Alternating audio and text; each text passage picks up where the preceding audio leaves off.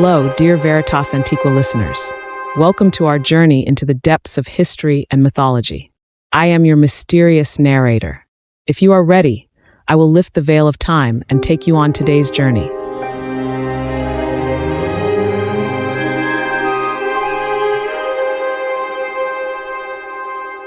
In the Epic of Ullikummi, which we narrated in our previous episode, Kumarbi may have seemed defeated, but his fire for revenge was far from extinguished.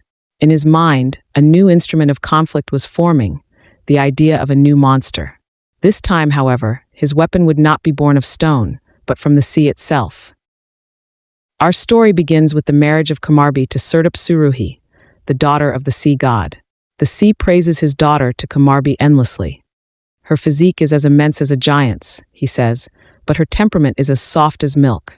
Although this proposal pleases Kumarbi, whose goal is to create powerful giants, he is reluctant to marry and constantly drags his feet. Finally, Kumarbi secretly summons the sea god to his side. Welcomed with a grand feast, the sea god hopes to become a father-in-law. However, Kumarbi orders the doors to be shut and bolted. The tablets are broken here, but it seems as if the sea is being held hostage for a secret deal. Eventually, the marriage takes place, and from this union, Hedammu is born. But he is nothing like his father, Kumarbi. As his mother was a serpent, Hedammu is also a giant serpent, a true hydra. Just like Ullikummi, Hedammu grows at an incredible speed. Soon, he appears in the vast waters of the sea as a mature and terrifying threat. At this moment, the goddess Ishtar enters the scene. She is sad and disappointed. The storm god Tezhub tries to console her, but beneath Ishtar's coy demeanor lies ominous news. Ishtar delivers the terrible tidings. Kumarbi, now with the sea, has created Hedammu against Tezhub, and Hedammu is roaming the sea, challenging the gods. Hearing this, Tezhub is horrified. He weeps, tears streaming down like canals. Hedammu now swims in all his horror. He will now do what his half-brother Ullikummi could not achieve. This time, the task of stopping him falls to a familiar figure, the goddess Ishtar. Ishtar comes to the shore to seduce Hedammu, flirting with him by displaying all her femininity. When Hedammu asks, "What kind of woman are you?" Ishtar proudly replies, "I am a wrathful woman. Wrath is never absent from me." However, the tablets break here.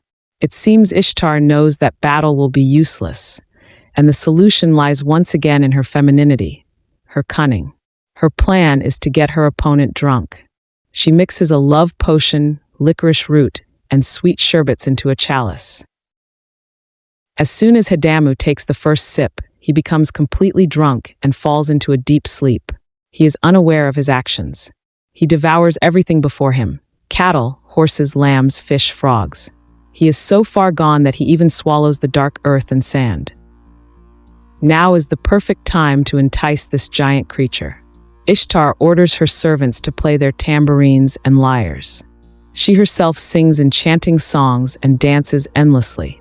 At first, Hedammu is indifferent, but when Ishtar lifts her skirt and reveals her private parts, the giant serpent can no longer resist and crawls ashore on his belly, overcome with lust. The fragmentation of the tablets acts as a natural censorship for the mating scene. But we understand that the union takes place, and from his spilled semen, mountains, fields, and hundreds of new cities become pregnant. But despite all her efforts, Ishtar has not managed to deliver the final blow to defeat her enemy. The giant is still alive. When she returns to Hedammu 2 days later, the beast has sobered up. He must have learned of the goddess's tricks, as he is not pleased with her visit. Spitting saliva and foam from his filthy mouth, he again begins to harass Ishtar and invites her to the sea. And again, the rest of the text is broken. We do not know exactly how the events unfolded or how the monster met its end. But we understand that Hedammu was eventually killed, and the gods, especially Tezhub, were saved once more. Hedammu has gone down in history as another dark product of Kumarbi's endless desire for revenge, and as one of the most mysterious and dangerous creatures of Hurrian mythology.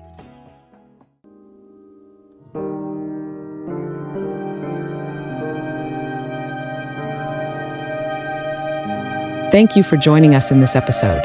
You have been listening to the Veritas Antiqua channel. You can subscribe to our channel, and follow us on social media to stay updated on new episodes. Farewell.